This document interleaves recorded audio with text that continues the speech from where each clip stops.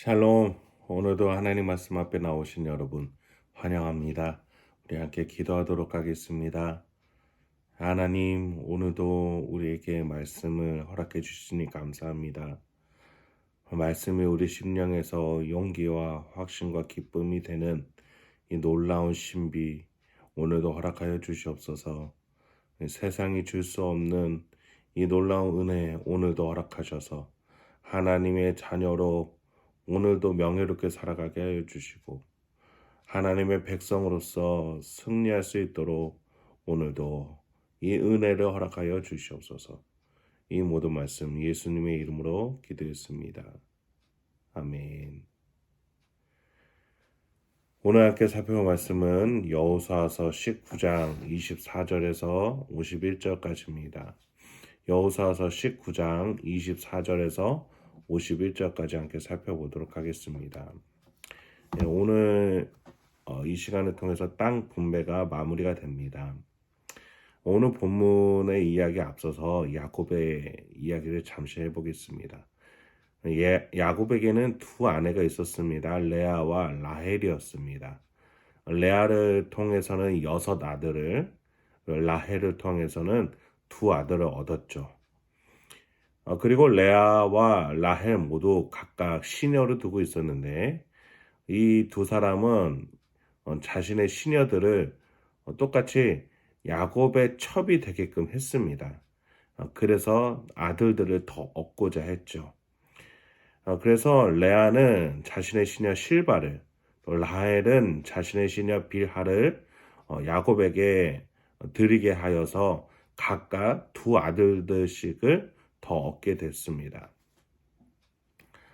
야곱이 이제 노년에 이 12 아들을 축복했던 순서를 보면은 앞뒤로 이제 정부의 아내로부터 얻은 아들들이 위치하게 됩니다.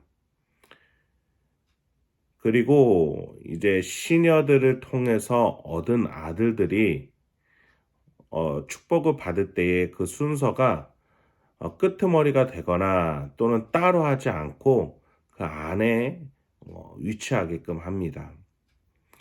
오늘 땅 분배도 그러합니다. 갈렙과 여호수아가 땅 분배 받은 사건들이 맨 앞과 맨 나중이 되어주고 그 안에 이 시녀들을 통해서 얻은 아들들, 그 아들들을 통해서 이룬 자손들의 지파인 아셀 지파, 납달리 지파, 단 지파가 그 안에 기록이 됩니다.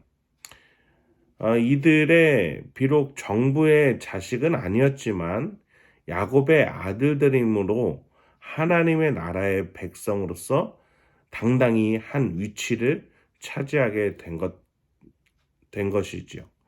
하나님께서는 이삭의 장자였던 에서가 아니라 차자였던 야곱을 택하셨습니다. 본래 야곱은 장자권이 없는, 그러니까 선택받지 않는 차자였습니다. 그럼에도 불구하고 먼저 된 자를 나중되기도 하고 또 나중된 자를 먼저 된 자로 삼기도 하시는 하나님의 절대적인 주권으로 차자였던 야곱을 통해서 하나님이 하나님의 나라를 세우고자 하셨던 것들을 생각해 보면은 정부의 자식들이 아님에도 불구하고 몸종 또는 시녀를 통해서 얻었던 아들들을 통해서도 하나님의 나라를 만들어 가시는 하나님의 주권을 우리는 생각하게 됩니다. 사람의 눈치, 사람의 논리, 사람의 생각과 상식이 아니라 하나님의 주권이 그 안에 담겨져 있습니다. 야곱이 잘나서 선택받았습니까? 아니죠. 하나님의 주권이었습니다. 이런 하나님의 방식은 레아와 라헬이라는 정부를 통해서 아들을 더 낳게끔 하는 것이 아니라 몸종을 통해서 낳은 아들들을 통해서 하나님 나라의 역사에 참여케 하셨습니다. 마태복음 1장에서 예수님의 족보를 한번 살펴보면 우리 일상에서도 받아들이기 힘든 이들을 통해서 예수님이 태어나신 것을 확인하게 되지 않습니까? 하나님의 놀라운 섭리와 주권으로 아셀과 납달리는 태어났고 또 하나님 나라의 기둥이 되었고 더 나아가 지파로 번영하게 되어서 이제는 땅을 기업을 받게 된 것입니다. 24절과 32절에는 이렇게 되어 있습니다. 다섯째로 아셀 자손의 지파를 위하여 그 가족대로 제비를 뽑으니 여섯째로 납달리 자손을 위하여 납달리 자손의 가족대로 제비를 뽑으니 야곱은 아셀을 향해서 왕의 수라상을 차리는 자, 또 납달리를 향해서는 우아한 표현으로 암사슴이라는 동물에 빗대어 축복했습니다. 두 사람 모두 풍요한 축복을 의미하는 축복 기도를 받았습니다. 여러분, 우리가 보통 전래동화에서 보면 첩의 자식들이 집안에서 홀대받는 것들을 보지 않습니까? 그런데 성경에서 하나님의 그 섭리는 그렇지 않았습니다. 여러분이 잘 아시는 아브라함의 첩 하갈의 아들 이스마엘을 기억하시죠? 하나님께서는 사라에게 구박받아 도망가게 됐던 하갈과 이스마엘을 기억하시고 이스마엘이 민족이 되게끔 하셨다라는 그 이야기들을 우리는 잘 알고 있습니다. 이처럼 야곱의 허리에서 나온 이 몸종이나 시녀의 아들들도 당당히 하나님 나라의 한 기둥이 되게끔 하나님은 선택하신 것이죠. 그렇게 하나님께서는 아셀과 납달리에게 풍요와 풍성함을 허락하십니다. 그들이 받은 땅은 가나안 땅에서 북부에 해당하는 땅들이었습니다. 해양을 통해 상업적으로 큰 도시였던 두로가 아셀 지파에 있었고 또 이전에도 살펴봤듯이 북부 연합군의 리더 도시가 될 만큼 큰 성이었던 하솔이 납달리 지파에 있었습니다. 이렇게 두 지파는 하나님의 전적인 주권으로 풍성한 지파들이 될 수 있었습니다. 그렇다면 이제 그들이 해야 할 일은 무엇일까요? 바로 그 축복에 순종하는 삶인 것이죠. 이제 마지막으로 단지파를 살펴보고자 합니다. 단이라는 사람도 빌하의 자식, 그러니까 시녀의 자식이었습니다. 첩의 자식이었죠. 그럼에도 불구하고 하나님의 축복으로 지파로 번성하고 기업과 유업을 받았습니다. 그런데 조금 독특한 이야기가 등장합니다. 40절과 47절에 이렇게 되어 있습니다. 일곱째로 단자손의 지파를 위하여 그들의 가족대로 제비를 뽑았으니 그런데 단자손의 경계는 더욱 확장되었으니 이는 단자손이 올라가서 레셈과 싸워 그것을 점령하여 칼날로 치고 그것을 차지하여 거기 거주하였습니다. 그들의 조상 단의 이름을 따라서 레셈을 단이라 하였더라. 야곱이 단을 축복했을 때에 긍정적인 것과 부정적인 것들을 모두 포함시킵니다. 특히 뱀이라는 동물을 빗대어서 축복하고자 했던 것에 많은 해석가들이 해석을 담기도 합니다. 어쨌든 오늘 본문에서 단지파는 더 열심히 싸워서 경계가 늘어났다라고 말해주고 있습니다. 그리고 그 지역의 이름을 심판의 뜻을 가진 조상의 이름 이 단이라는 이름이 심판이라는 뜻인데 그 이름을 붙여서 지역을 부릅니다. 실제로 시므온 지파처럼 정확하게 분배받지 못하거나 중간에 실패하여 다른 지파가 싸워주는 일도 있었고 때때로는 가나안 족속을 내쫓는 것을 포기하기도 하는 지파들도 있었습니다. 이렇게 하나님이 주신 유업을 이 12지파들은 순종의 전쟁으로 나가 싸워야 했습니다. 그런 점에 있어서 단지파는 열심히 싸워냈고 그 경계를 넓혀갔다라고 말해주고 있습니다. 우리도 마찬가지 아니겠습니까? 하나님이 주신 우리에게 주신 영적인 축복들이 바로 우리의 영적인 무기가 됩니다.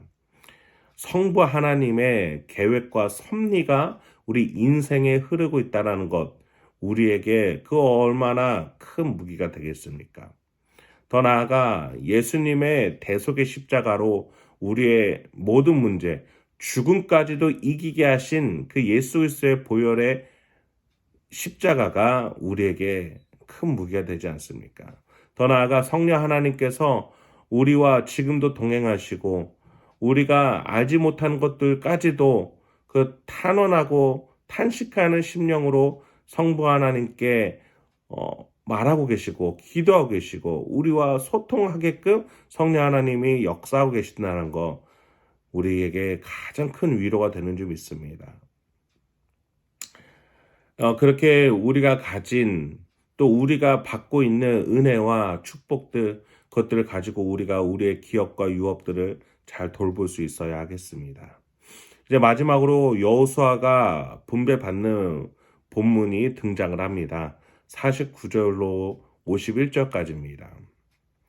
이스라엘 자손이 그들의 경계를 따라서 기업의 땅 나누기를 마치고 자기들 중에서 눈의 아들 여호수아에게 기업을 주었으니 곧 여호와의 명령대로 여호수아가 요구한 성읍 에브라임 산지 딥낫세라를 주매 여호수아가 그 성읍을 건설하고 거기 거주하였더라. 제사장 엘르아살과 눈의 아들 여호수아와 이스라엘 자손의 지파의 족장들이 실로에 있는 회막문 여호와 앞에서 제비뽑아 나눈 기업이 이러하니라. 이에 땅 나누는 일을 마쳤더라.